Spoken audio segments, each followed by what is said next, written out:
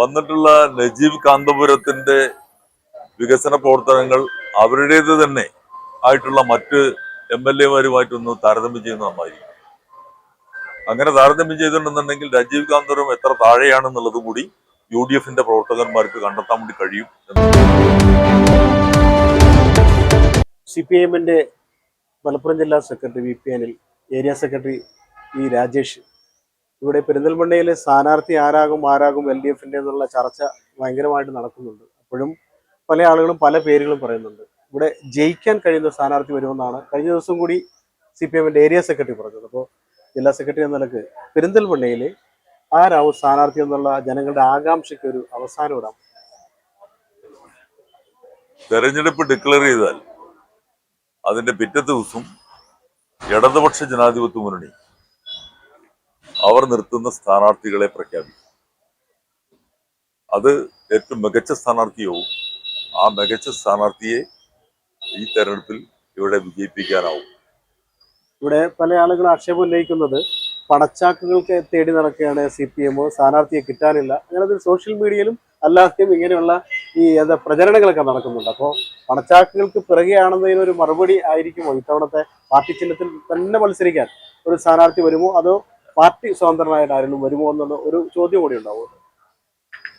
ഇവിടെ ഞങ്ങൾ നിർത്തുന്ന സ്ഥാനാർത്ഥികളെ സംബന്ധിച്ചിടത്തോളം പല അഭിപ്രായങ്ങളും പ്രഖ്യാപിക്കുന്നവരെ നടത്താൻ പറ്റും. ഒരു കാര്യമുണ്ട്, ഞങ്ങൾ മതനിരപേക്ഷ രാഷ്ട്രീയം ഉയർത്തിപ്പിടിച്ചുകൊണ്ടാണ് ഈ തെരഞ്ഞെടുപ്പ് മത്സരിക്കുന്നത്.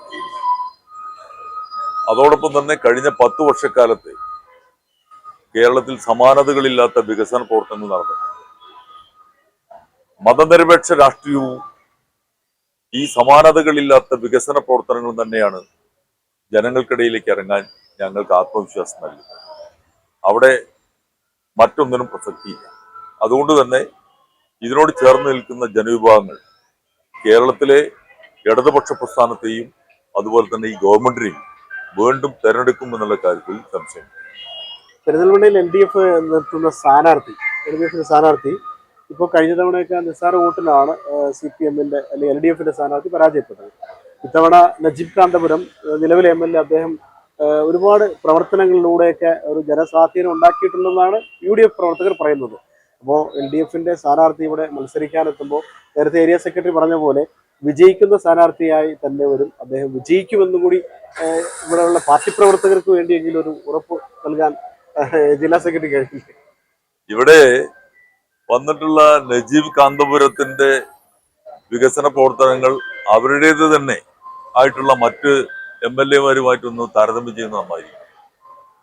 അങ്ങനെ താരതമ്യം ചെയ്തിട്ടുണ്ടെന്നുണ്ടെങ്കിൽ രാജീവ് കാന്തപുരം എത്ര താഴെയാണെന്നുള്ളത് കൂടി UDF-ന്റെ പ്രവർത്തകന്മാർക്ക് കണ്ടെത്താൻ വേണ്ടി കഴിയും എന്നുള്ളതാണ് ആ വികസന പ്രവർത്തനത്തെ സംബന്ധിച്ചിടത്തോളം എനിക്ക് സൂചിപ്പിക്കാനുള്ളത്. എന്നാൽ മലപ്പുറം ജില്ല ഉൾപ്പെടെ കേരളത്തിലാകമാനം നടന്നിട്ടുള്ള വികസന പ്രവർത്തനങ്ങൾ ഇവരേറെ UDF ഏറെ തുരങ്കം വെച്ചിട്ടുള്ള കിഫ്ബി, ആ കിഫ്ബി ഫണ്ടാണ് കേരളത്തിന്റെ വികസന പ്രവർത്തനങ്ങളുടെ ഏറ്റവും പ്രധാനപ്പെട്ട അടിത്തറ. പലതരത്തിലും അഴിമതി ആരോപണം നടത്തി കിഫ്ബിയെ കോടതി കയറ്റാൻ കൊണ്ടുപോയി, ED അന്വേഷണത്തിന് കൊണ്ടുപോയി. ഇന്ന് ആ കിഫ്ബി ഫണ്ടിന്റെ മഹാത്മ്യമാണ് ഇവര് മുന്നോട്ട് വെക്കുന്നത് ഈ തെരഞ്ഞെടുപ്പിൽ. അതുപോലെ തന്നെ ഈ സർക്കാർ നടപ്പിലാക്കിയുള്ള വികസന പ്രവർത്തനങ്ങളല്ലാതെ ഇവർക്ക് മറ്റെന്ത് പറയാനുണ്ടാവും? വിദ്യാഭ്യാസ രംഗത്ത് നടപ്പിലാക്കിയുള്ള മാറ്റങ്ങൾ, ആരോഗ്യ രംഗത്ത് നടപ്പിലാക്കിയുള്ള മാറ്റങ്ങൾ, ലൈഫ് പദ്ധതിയിൽ നടപ്പിലാക്കിയുള്ള മാറ്റങ്ങൾ, വയനാട്ടിലെ ചൂരന്മല ദുരന്തവുമായി ബന്ധപ്പെട്ടുകൊണ്ട് രാജ്യത്തിന് മാതൃകയായിട്ട് നടപ്പിലാക്കിയിട്ടുള്ള ടൗൺഷിപ്പ്, ഇപ്പോൾ ഏറ്റവും അവസാനം തുടക്കം കുറിച്ചിട്ടുള്ള വയനാട്ടിലേക്കുള്ള തുരങ്കപാത, ഇവരേറെ എതിർക്കുകയും അതുപോലെ തന്നെ ഉപേക്ഷിക്കുകയും ചെയ്തിട്ടുള്ള നാഷണൽ ഹൈവേ, അതിന്റെ ആദ്യ റീച്ച് പൂർത്തീകരിക്കുന്നത് മലപ്പുറം ജില്ലക്കകത്താണ് ഉദ്ഘാടനം ചെയ്യപ്പെട്ടത്. അപ്പോൾ ആ രീതിയിലുള്ള വികസന പ്രവർത്തനങ്ങൾ ആകെ നടത്തിയിട്ടുള്ളത് ഇടതുപക്ഷ ജനാധിപത്യ മുന്നണി ഗവൺമെന്റാണ്. ഇടതുപക്ഷ പ്രസ്ഥാനത്തിന്റെ വികസന കാഴ്ചപ്പാടിന്റെ ഭാഗമായിട്ടാണ്, ഇടതുപക്ഷ ബദലിന്റെ ഭാഗമായിട്ടാണ് ഇത്തരം കാര്യങ്ങളെല്ലാം തന്നെ നടന്നത് എന്നുള്ളത് കഴിഞ്ഞ 10 വർഷക്കാലമായി ഈ ജില്ലക്കകത്തും കേരളത്തിൽ പൊതുവെയുള്ള 3.5 കോടിയോളം വരുന്ന ജനങ്ങൾക്കിടയിൽ നല്ലതുപോലെ അവർക്കറിയാം. ആ ആത്മവിശ്വാസം തന്നെയാണ് ഞങ്ങൾ ഈ തെരഞ്ഞെടുപ്പ് നയിക്കുന്നത്. തീർച്ചയായിട്ടും പെരിന്തൽമണ്ണയിൽ വളരെ ചെറിയൊരു വോട്ടിനാണ് കഴിഞ്ഞ പ്രാവശ്യം ഞങ്ങൾക്ക് നഷ്ടപ്പെട്ടിട്ടുള്ളത്. അത് ഈ പ്രാവശ്യം അതുണ്ടാവില്ല. നല്ല ഭൂരിപക്ഷത്തോടു കൂടിയിട്ട് പെരിന്തൽമണ്ണയിലെ നല്ലവരായ മതനിരപേക്ഷ വിശ്വാസികൾ ഇടതുപക്ഷ പ്രസ്ഥാനത്തിന്റെ പ്രതിനിധിയെ തെരഞ്ഞെടുക്കുന്നുള്ള കാര്യത്തിൽ സംശയം. അവസാനമായിട്ട് ഒരു ചോദ്യം കൂടി.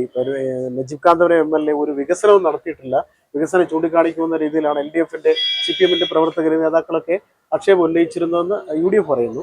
അപ്പോൾ അദ്ദേഹം എന്നിട്ട് വികസനത്തിന്റെ രേഖ തന്നെ എവിടെയൊക്കെ ഉണ്ടെന്നുള്ള രേഖയൊക്കെ പുറത്തുവിടുന്നുണ്ട്. വികസനം നടത്തിയിട്ടില്ല എന്ന് പറയുമ്പോൾ നടത്തിയത് സർക്കാർ ഫണ്ട് കൊണ്ട് തന്നെ ആയിരിക്കുള്ളൂ. ഒരു വികസനവും നടത്തിയിട്ടില്ലെന്ന് ആക്ഷേപിക്കാൻ പറ്റുമോ? സർക്കാർ നടത്തിയിട്ടുള്ള സ്വാഭാവികമായി എല്ലാ മണ്ഡലങ്ങളിൽ നടന്നിട്ടുള്ള കുറെ വികസന പ്രവർത്തനങ്ങളുണ്ടല്ലോ. അത്തരം കാര്യങ്ങളുടെ അവകാശവാദം അദ്ദേഹത്തിന് ഉന്നയിക്കാം. അതല്ലാതെ അദ്ദേഹത്തിൻ്റെതായ രീതിയിൽ ഞാൻ പറഞ്ഞല്ലോ, ഈ ജില്ലക്കകത്ത് UDFന്റെ MLA മാർ വേറെയുണ്ട്. അവരവരുടെ മണ്ഡലങ്ങളിൽ ഈ സാധ്യതകളെല്ലാം വെച്ചുകൊണ്ട് നടത്തിയിട്ടുള്ള വികസന പ്രവർത്തനങ്ങളുമായിട്ട് പെരിന്തൽമണ്ണയിലെ വികസന പ്രവർത്തനങ്ങൾ താരതമ്യം ചെയ്യണം. അപ്പോഴാണ് അതിന്റെ ന്യൂനതകൾ കാണാൻ വേണ്ടി കഴിയുക. ഏതായാലും വളരെ സന്തോഷം. ഏതായാലും നജീബ് കാന്തപുരം MLA നടത്തിയ വികസന പ്രവർത്തനങ്ങളെ അദ്ദേഹം വീക്ഷിക്കുന്നത് മറ്റുള്ള മണ്ഡലങ്ങളിലെ MLA മാർ നടത്തിയ വികസനവും ഇവിടത്തെയും എല്ലാവരും ഒന്ന് തിരിച്ചറിയാൻ ശ്രമിക്കാമെന്ന് പറയുന്നത്. ഏതായാലും ഇവിടെ പെരിന്തൽമണ്ണയിൽ മത്സരിക്കാൻ വരുന്ന LDFന്റെ സ്ഥാനാർത്ഥി ഏറ്റവും മികച്ച സ്ഥാനാർത്ഥി വരും. ആ സ്ഥാനാർത്ഥി ഇവിടെ പെരിന്തൽമണ്ണയിൽ ജയിക്കുമെന്ന് ഒരു ഉറപ്പ് കൂടി പ്രവർത്തകർക്ക് ജില്ലാ സെക്രട്ടറി നൽകുന്നുണ്ട്. ആരെ തിരഞ്ഞെടുക്കണം, ആര് ഭരിക്കണം, ആരെ ഭരിപ്പിക്കണം എന്നൊക്കെ തീരുമാനിക്കുന്ന ജനങ്ങളാണ്. ജനം തീരുമാനിക്കട്ടെ ആരെ ഭരിപ്പിക്കണം, ആരെ തിരഞ്ഞെടുക്കണമെന്ന്. ക്യാമറാമാൻ KT പ്രമോദിനൊപ്പം ജബ്ബാർ വേണാട്, ചാനൽ 10 പെരിന്തൽമണ്ണ.